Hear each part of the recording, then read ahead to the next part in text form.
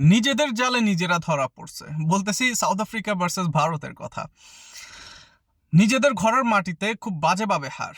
121 রানে টার্গেট দিয়েছিল south Africa second ইনিংসে ব্যাটিং করে। ভারত আসলে সেই রান চেস করতে পারে নাই।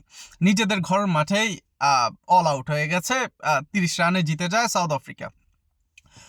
অথচ তারা ব্লেম করে আমাদের আমরা আমরা বাংলা আমরা আমাদের বাংলাদেশ টিম আসলে ঘরের মাটিতে আমাদের চাহিদা মতো উইকেট তৈরি করে জিতলে সমস্যা, সেটা সমালোচনা কেন্দ্রবিন্দুতে থাকে। কিন্তু ভারতকে দেখেন, ভারত ম্যাচ জেতার জন্য কিরকম একটা বাজে উইকেট তৈরি করেছে, যেখানে চারটা ইনিংস আপনি দেখেন, সাউথ আফ্রিকার দুইটা, ভারতের দুইটা, খুবই বাজে অবস্থা। আসলে কেউ টিকে থাকতে পারে নাই। দিন শেষে ভারত 30 রানে সাউথ আফ্রিকার কাছে প্রথম টেস্টে হেরে গেছে। সো এটা এক প্রকার লজ্জা নিজেদের জালে। এই জন্য বললাম আসলে নিজেদের জালে নিজেরা ধরা পড়ছে। সো কংগ্রেচুলেশন সাউথ আফ্রিকা, পরের টেস্টও হারাই দাও তাদেরকে।